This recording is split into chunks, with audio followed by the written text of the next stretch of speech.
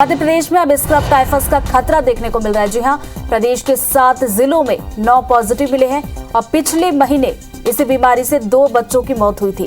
तो चूहों के शरीर में पाए जाने वाले कीड़े से ये बीमारी फैलती है और जबलपुर की नृत्य लैब में भेजे गए थे 30 सैंपल, जिसके बाद 7 मरीजों में स्क्रब टाइफस पाया गया है।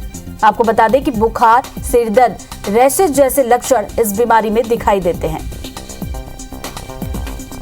तो अब तक हम देख रहे थे कोरोना के बाद हमने देखा डेंगू का कहर किस तरीके से देखने को मिल रहा था, और उसके बाद अब स्क्रब टाइफस एक नया खतरा मध्य प्रदेश में। तो 30 सैंपल भेजे गए थे, जिसके बाद 7 मरीजों में स्क्रब टाइफस पाया गया है। और आपको बता दें कि पिछले महीने ही 2 बच्चों की इस बीमारी से मौत भी हुई है। तो एक नई चुनौती स्वास्थ्य विभाग के लिए। तो प्रदेश के 7 जिलों में 9 पॉजिटिव मरीज मिले हैं। न केवल मरीज मिल रहे हैं, बल्कि पिछले महीने 2 बच्चों की मौत भी इस बीमारी की वजह से हुई है। तो आपको बता दें कि चूहों में पाए जाने वाले कीड़े से इंसानों में ये बीमारी हो रही है।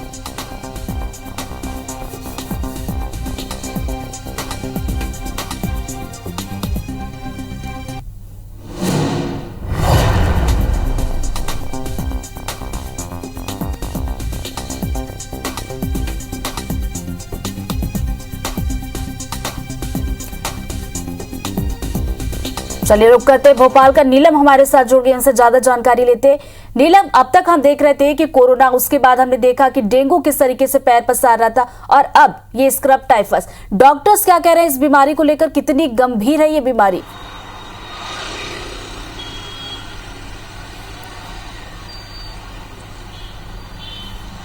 जी ऋतु, बिल्कुल मध्य प्रदेश में लगातार एक के बाद एक बीमारियों का संक्रमण जो है देखने को मिल रहा है। पिछले दिनों डेंगू ने चिंता बढ़ाई थी, फिर उसके बाद कोरोना संक्रमण के मामले बढ़ना शुरू हो गए और अब स्क्रब टाइफस के मामलों की भी पुष्टि हुई है।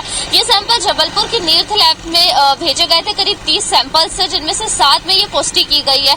इनमें से 2 बच्चों की अब तक मौत दर्ज की गई है, जो पिछले महीने ही इससे संक्रमित हुए थे, और उनकी मौत के बाद सैंपल भेजे गए थे पुष्टि करने के लिए कि किस बीमारी से बच्चे पीड़ित थे, जिसके बाद जो है ये पुष्टि हुई है। बैतूल, मंदसौर, सतना, दमोह, रायसेन के ये कुछ मामले हैं जिनमें सैंपल की पुष्टि हुई है। अगर हम इस बीमारी के फैलने की बात करें तो ये एक बैक्टीरिया से बीमारी फैलती है, जो कि चूहे के शरीर में पाए जाने वाले कीड़े के काटने से होता है। इस बीमारी की गंभीरता की हम बात करें तो अगर समय पर इलाज नहीं मिलता है तो ऑर्गन फेलियर जैसी स्थिति बन सकती है और मरीज की जान भी जा सकती है, या फिर मरीज कोमा में भी जा सकता है। शुरुआती लक्षण डॉक्टरों के मुताबिक बुखार आना, सिर दर्द, जी मचलना, शरीर में चकते हो जाना, या जिस जगह कीड़े ने काटा है वहां पर पपड़ी बन जाने जैसे लक्षण प्रारंभिक तौर पर दिखाई देते हैं, और ये बच्चों को ज्यादा प्रभावित करता है। तो एक और जहां पर अब भी कोरोना संक्रमण की तीसरी लहर की आशंका बनी हुई है, इस बीच स्क्रब टाइफस के मामलों का मिलना वाकई में एक चिंता की बात है। पिछले दिनों उत्तर प्रदेश में भी इस बीमारी के कई सारे मामले सामने आए थे, और वहां पर जो है जांचें की गई, तब इस बात की पुष्टि हुई कि स्क्रब टाइफस के वो मामले, और अब मध्य प्रदेश में भी इन मामलों का मिलना एक चिंता का विषय जरूर है। ऋतु, बिल्कुल नीलम, चिंता का विषय तो है ही। अब बात की जाए स्वास्थ्य विभाग के लिए एक नई और बड़ी चुनौती है। इस बीमारी से निपटने के लिए क्या कुछ तैयारियां हैं? इसके इलाज की बात की जाए तो किस तरीके से इसका इलाज किया जाता है?